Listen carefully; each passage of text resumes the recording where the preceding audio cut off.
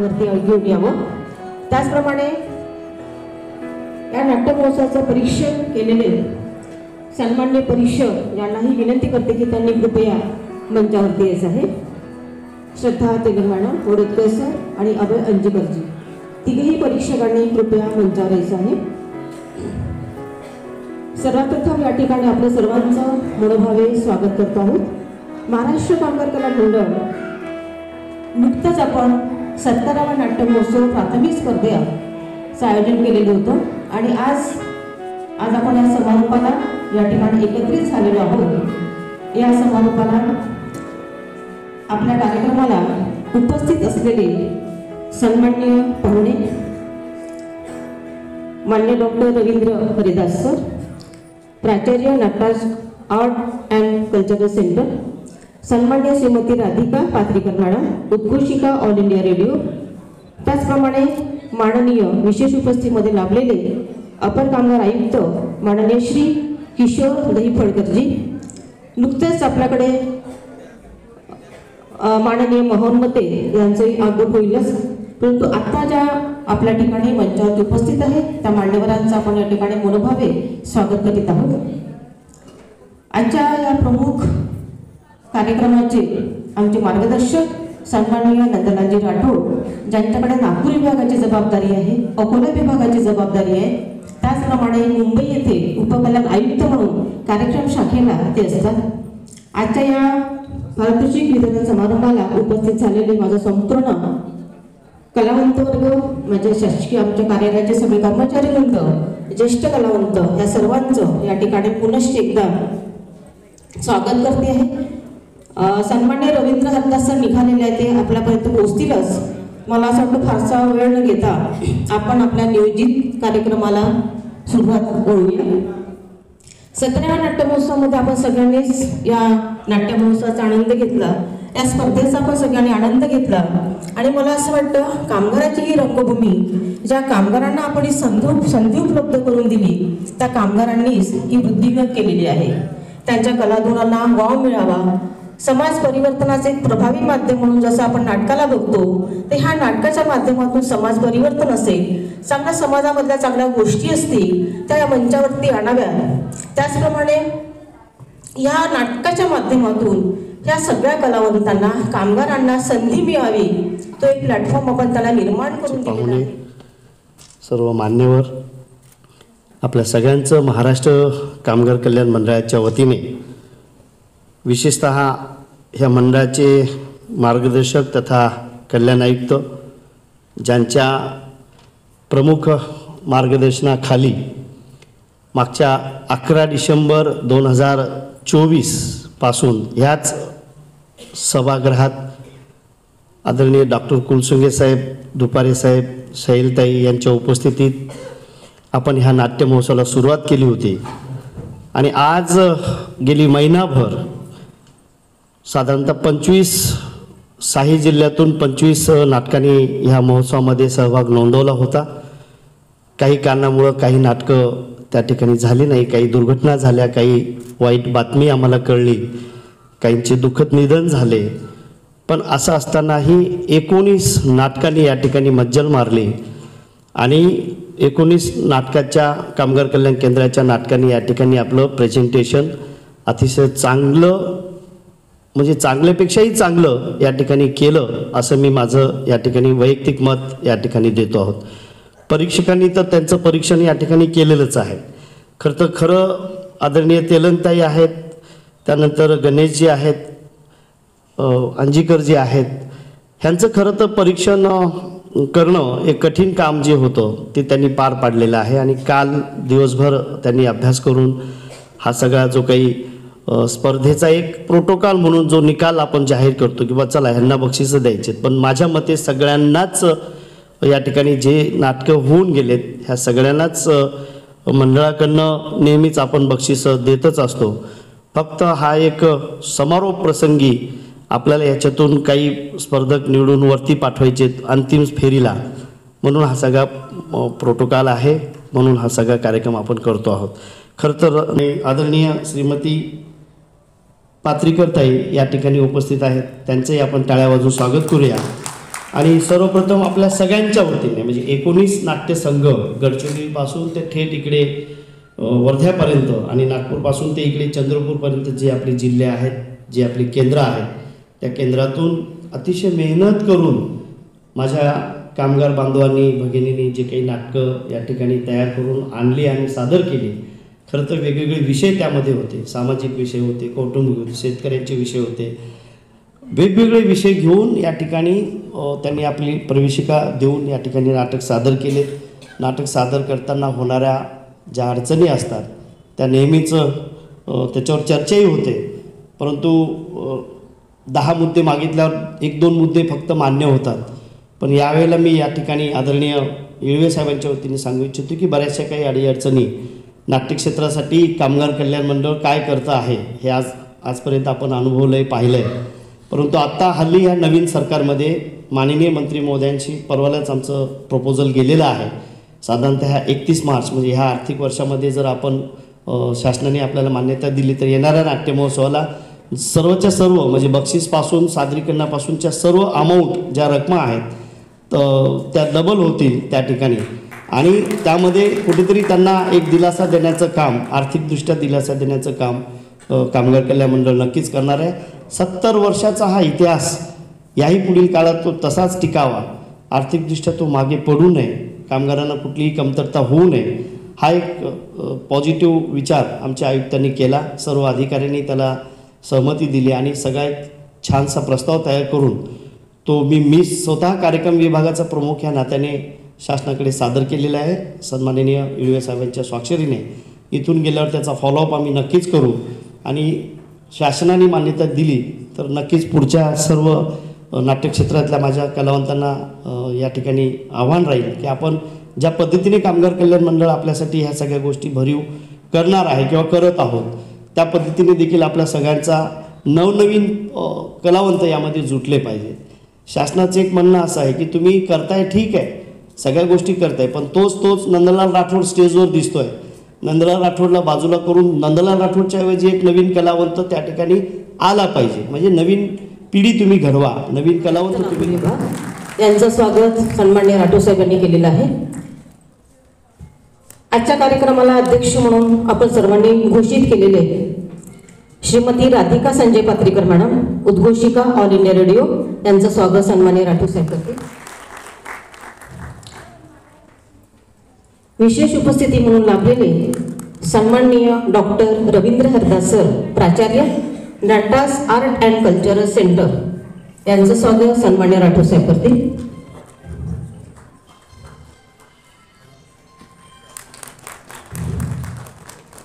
स्मृतिचिन्ह एक आठवण म्हणून आपण देत आहोत. त्याचप्रमाणे ज्यांनी नाटकाचं परीक्षण केलं असं आपले 3ही परीक्षक सन्माननीय श्रद्धा तेलंग मॅडम यांच्या स्वागतासाठी मी आमंत्रित करते माननीय राठोड साहेब यांनी. श्रद्धा तेलंग मॅडम. दुसरे परीक्षक आहेत आपले गणेश वडोदकरजी, त्यांच्याही स्वागतासाठी मी माननीय राठोड साहेबांना विनंती करते की त्यांनी माननीय वडोदकर सरांचं स्वागत करावं. आपले तिसरे परीक्षक आहे सन्माननीय अभय अंजीकरजी, त्यांचंही स्वागत सन्माननीय राठोड साहेब करतील.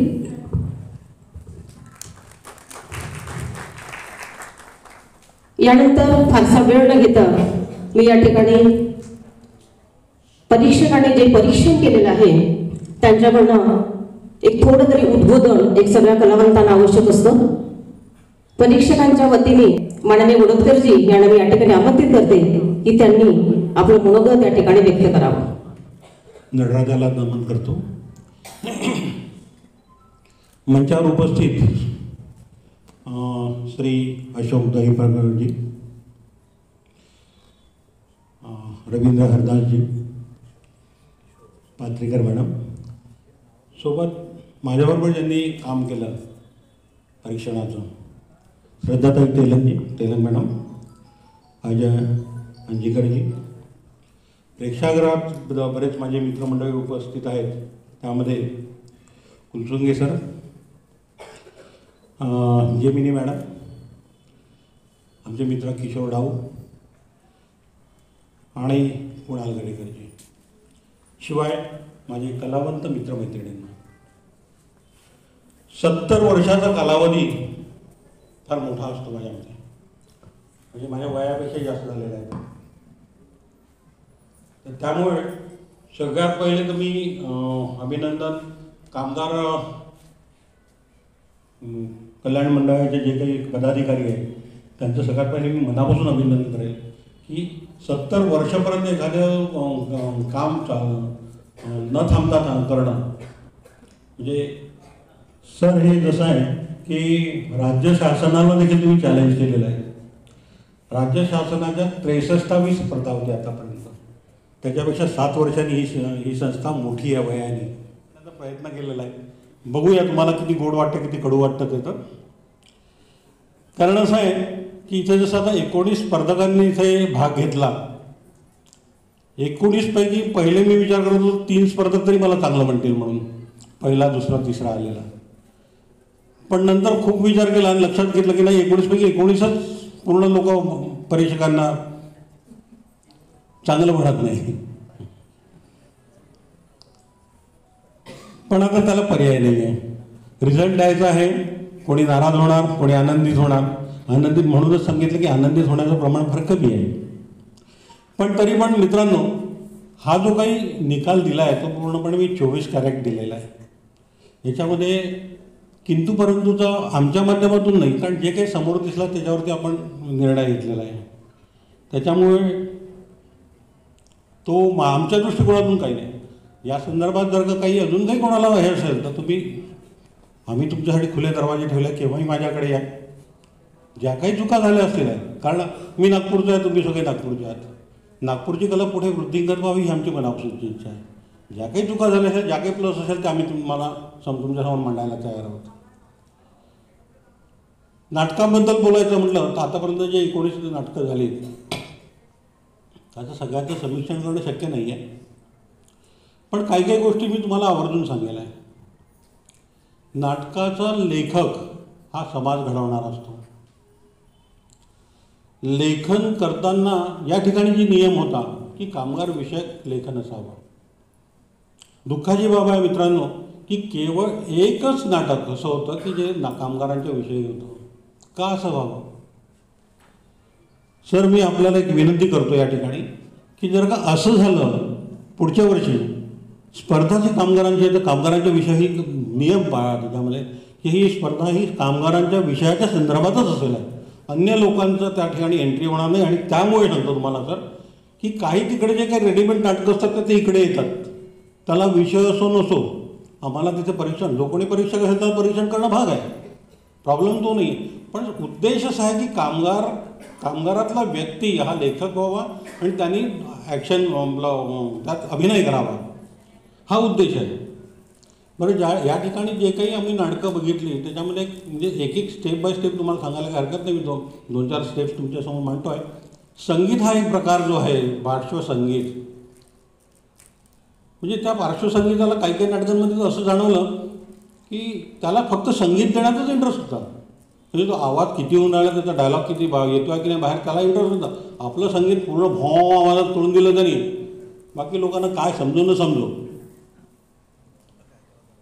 त्यानंतर काही म्हणजे नैपथ्य म्हणाल तुम्ही समजा तर तिथे ठेवलेली सामुग्री जे त्याचा उपयोग होत असेल तर नाही हे ठेवा तुम्ही. फोनचं गरज नाही, टेलिफोनची गरज नाही, तरी पण तिथे चांगला आहे आपल्या घरी एक चांगलं सॅम्पल आहे म्हणून तिथे आणून ठेवून दिलं. शिवाजी महाराजांचं पोस्टर चांगलं दिसतं म्हणून तिथे लावून ठेवून दिलं. पण त्या शिवाजी महाराजांचं तिथं काय काम आहे? एखादा जर का बॉम्बस्फोट होतो आहे तर बॉम्बस्फोटमध्ये माणसं पडतात, तिथलं काही सामान पडत नाही.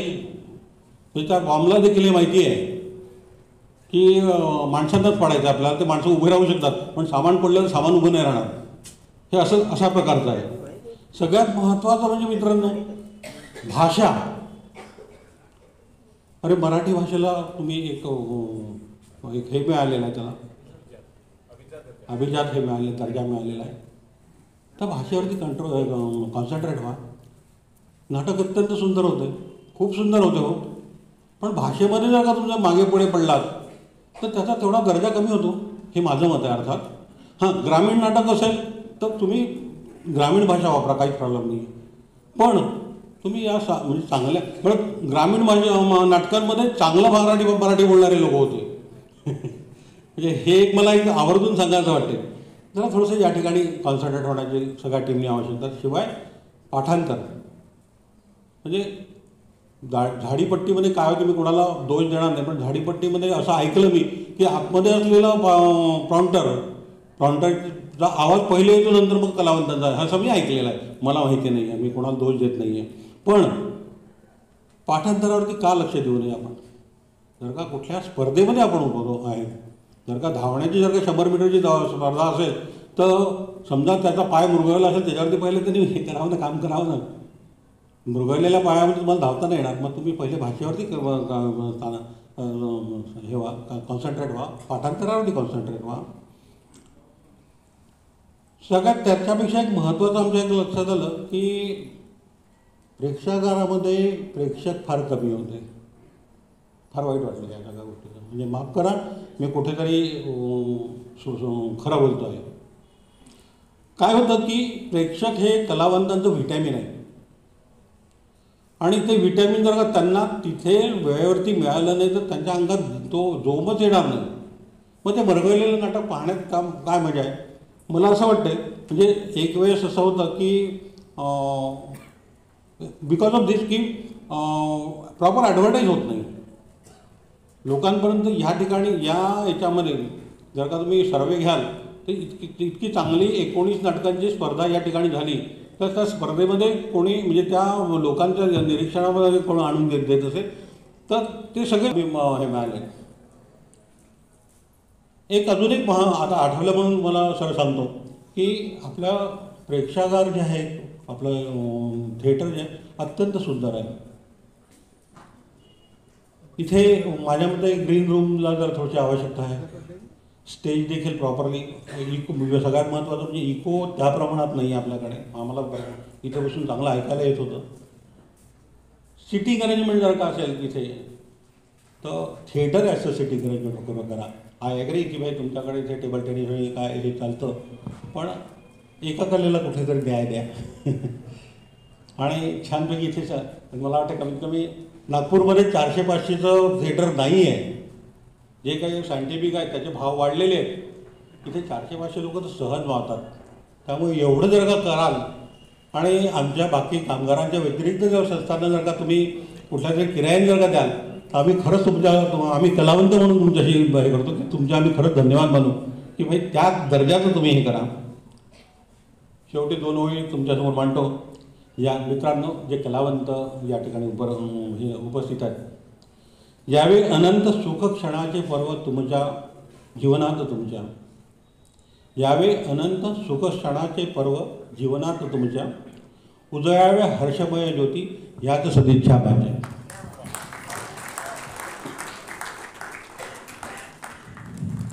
पडद्यामागचे कलावंत ज्यांनी या नाट्यमहोत्सवाला भरभरून सपोर्ट केला, या ठिकाणी भूमिका स्वीकारलेली होती, जबाबदारी स्वीकारलेली होती, तो जर इथे असेल तर त्यांनी कृपया मंचावर यायचं आहे. माननीय राठोड साहेबांना विनंती करते की माननीय दहिपड सरांच्या हस्ते आपण स्वप्नीलचं स्वागत करूया.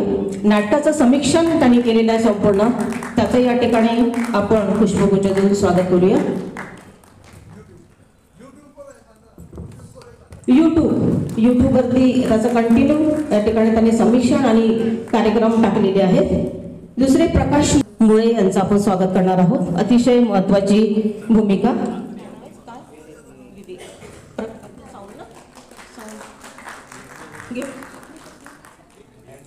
त्याचप्रमाणे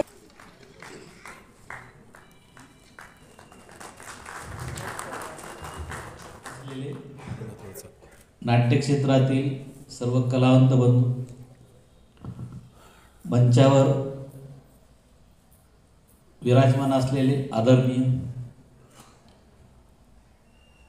तसं पाहिलं तर माझा ह्या लेबर डिपार्टमेंटशी संबंध आहे 1996 पासून. जेव्हा मी या डिपार्टमेंटमध्ये सिलेक्शन होऊन लागलो तेव्हापासून आम्ही ह्या कामगार कल्याण मंडळाशी एक जुळलेलो आहोत. कामगारांच्या कलागुणांना जो वाव द्यायचा आहे, त्यांना प्रेझेंटेशन द्यायचं आहे, त्यांना मुभा द्यायची आहे, ते जे काम आहे ते कामगार कल्याण मंडळामार्फत केलं जातं. आणि आपण यावेळेस या विभागातून, नागपूर विभागातून या ठिकाणी माझ्या माहितीप्रमाणे 19 नाटकं सादर झालेली आहेत. बक्षीस देणं हा एक थोडा फॉर्मॅलिटीचा भाग असतो, परंतु आत्ताच परीक्षकांनी सांगितलं की सगळेच 1 नंबरचे होते नाटकं.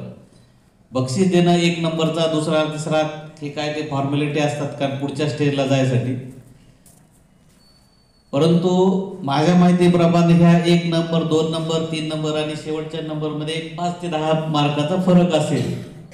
त्याच्यामुळं कोणीही असं वाटून घेता कामा नये की आपण त्यामध्ये पारितोषिक मिळालं नाही किंवा आपला पहिला दुसरा नंबर आलेला नाही.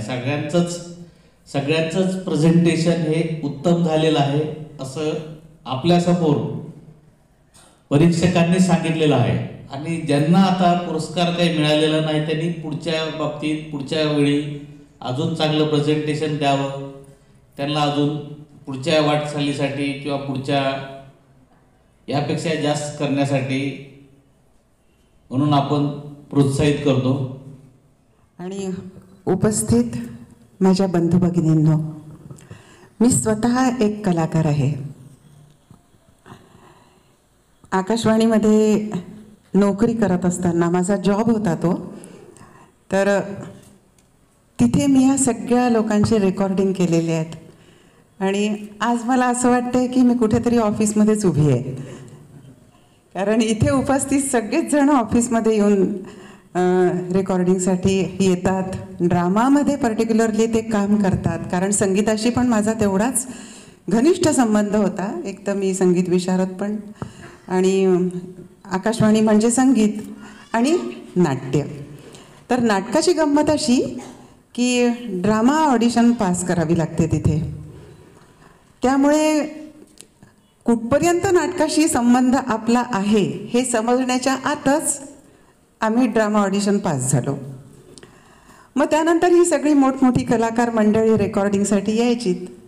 यांच्या नाटकांमध्ये एखादं पात्र असायचं की ज्याच्यासाठी बुकिंगच केलेलं नाही आहे किंवा बुकिंग दिलं गेलं होतं पण आले नाही आहेत ते. मग वेळेवर कुठलंही पात्र असो, मग ते म्हातारीचं असो की लहान मुलीचं असो, ते फक्त आपण तिथे जाऊन डायरेक्ट वाचायचं. नंतर शब्द हे कळायला लागले की बेअरिंग घ्यावं लागतं. नाटकामध्ये बेअरिंग घेतात तेव्हा कुठं ते आपण अभिनय करू शकतो. तर हे कुठे गावीही नव्हतं. परंतु इतक्या मोठमोठ्या लोकांच्या स्क्रिप्ट तिथे वाचल्या गेल्या, इतक्या लोकांच्या स्क्रिप्ट वाचल्या की त्यातूनच आम्ही घडत की ज्यांना ते करावं लागलं. मग त्याच्यामधून आवड निर्माण झाली, त्याच्यातून आपण हे करू शकतो हे कळलं. आणि विशेष म्हणजे चुका कुठे कुठे होऊ शकतात याची जाणीव झाली. यामध्ये पहिली गोष्ट शिकलो ते उच्चार. उच्चार हे स्पष्टच पाहिजेत. शेवटपर्यंतचा शब्द हा उच्चारला गेला पाहिजे, नाही तर तो एअरवर ऐकायला जाणार नाही. आणि मग नंतर कळलं की ह्या सगळ्या गोष्टी स्टेज परफॉर्मन्समध्ये पण सेमच असतात. तिथे पण शेवटपर्यंत, अगदी शेवटच्या प्रेक्षकापर्यंत आपलं बोलणं पूर्ण ऐकायला जावं लागतं. शेवटचा शब्द खाता येत नाही. जसं आकाशवाणीचं हे नागपूर केंद्र आहे, याच्यामध्ये मी आहे म्हटलंच नाही, तुम्हाला ऐकायलाच आलं नाही है ना. आकाशवाणीचं हे नागपूर केंद्र आहे कुठे, आकाशवाणीचं हे नागपूर केंद्र आहे. हो पूर्ण ऐकायला जातो आहे की नाही. तर यामधून मग ऑडिशन होतात, म्हणजे अपग्रेडेशन असतात. इथे सगळ्यांनाच माहिती आहे, त्याविषयी मी वेगळं काही सांगायला नको, कारण सगळेजण कलाकार आहेत. नाट्यक्षेत्रातल्या कलाकारांना तर माझा मनापासून सलाम की तिथले ते स्क्रिप्ट, तिथला ते स्कोप. नाटक हा विषय इतका मोठा आहे की बोलणारा कमीच पडतो तिथे. तर त्यामध्ये ते स्क्रिप्ट कसं आहे, कसं लिहिलं गेलं आहे, त्यातली भाषा कोणती आहे, वैदर्भीय भाषा आहे की वऱ्हाडी भाषा आहे की शुद्ध मराठी आहे, त्या भाषेचं स्टँडर्ड आपण मेंटेन करतो आहे की नाही, आपण कोणत्या टोनमध्ये बोलतो, ह्या सगळ्या गोष्टीचं भान ठेवून बोलल्या गेलं तर इथे किती सगळेच जण इथे कलाकार आहे. मी एकाचं कोणाचं नाव इथे व्यक्त करू शकत नाही, पण सगळ्यांना नाटक करताना बघितलं आहे. म्हणजे आपण अध्यक्ष म्हणून व्यक्त केल्याबरोबर आपल्याला धन्यवाद देते. आणि 2 मिनिटात आपल्याकडे जे पाहुणे मंडळी आलेले आहेत त्यांचं आभार प्रदर्शन करणं हे खूप गरजेचं आहे. आणि त्यानंतर आपला जो कार्यक्रम आहे कोणता, बक्षीस वितरणाचा, त्याकडे आपण वळणार आहोत. मी श्री आडणे यांना विनंती करते, कामगार कल्याण अधिकारी, की त्यांनी 2 मिनिटांमध्ये लगेच मान्यवरांचं आभार प्रदर्शन करावं आणि त्यानंतर आपण लगेच बक्षीस वितरणाच्या कार्यक्रमाकडे वळवणार आहोत. महाराष्ट्र कामगार कल्याण मंडळ विभागीय कार्यालय नागपूर येथे आयोजित 17वा नाट्यमहोत्सव स्पर्धा कामगार कल्याण भवन नागपूर येथे 11 डिसेंबर ते 6 जानेवारी या दरम्यान संपन्न झाला. या स्पर्धेच्या पारितोषिक वितरण समारंभाप्रसंगी आजच्या कार्यक्रमाला शुभेच्छा रूपी माननीय आमदार ॲडव्होकेट आशिष जयस्वाल साहेब, राज्यमंत्री कामगार वित्त नियोजन खुर्ची मदत व पुनर्वसन विधी व न्याय, तसेच शुभेच्छा रूपी माननीय श्री मोहन मते साहेब, आमदार दक्षिण नागपूर, तसेच उपस्थितीमध्ये लाभलेले माननीय श्री किशोर दैफळकर, अप्पर कामगार आयुक्त नागपूर विभाग, माननीय डॉक्टर रवींद्र हरिदास, प्राचार्य Nataraj art and cultural centre, माननीय श्रीमती राधिका संजय पात्रीकर मॅडम उद रोसिका ऑल इंडिया रेडिओ व या स्पर्धेचे परीक्षण करणारे परीक्षक महोदय, या सर्वांचे मी महाराष्ट्र कामगार कल्याण मंडळ व व्यक्तीच्या आभार मानतो. तसेच आजचा जो कार्यक्रम आहे, जे विभागीय कार्यालयामध्ये अंतर्गत जे कार्यक्रम होतात आमचे